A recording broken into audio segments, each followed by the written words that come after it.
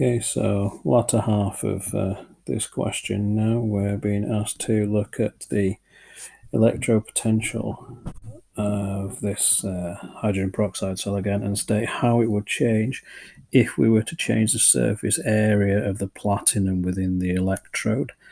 Now, the reaction, the EMF of the cell, is a result of the hydrogen peroxide reaction with going to oxygen and the iodate going to iodine. The platinum is actually completely irrelevant.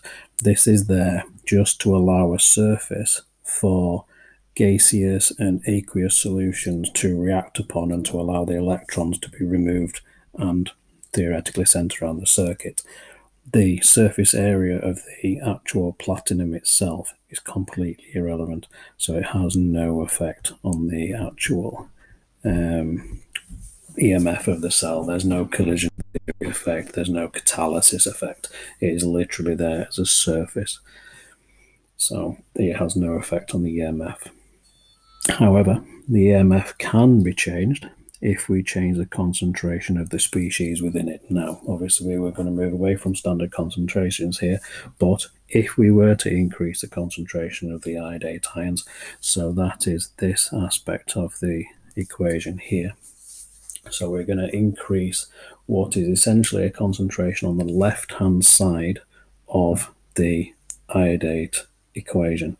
So Le Chatelier would suggest that in order to minimize that increase in concentration, we would have to move the equilibrium towards the right-hand side. And so we would, in effect, force the iodate to produce more iodine. In doing so, that is going to make more reduction occur, which in turn will increase the potential of this voltage here.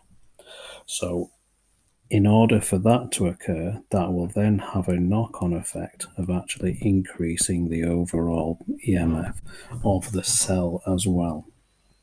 Because, as we say, this increases the concentration of the iodate ions, and so the equilibrium moves to the right-hand side and produces more electrons, or reacts with more electrons, should I say, and increases the voltage of that cell.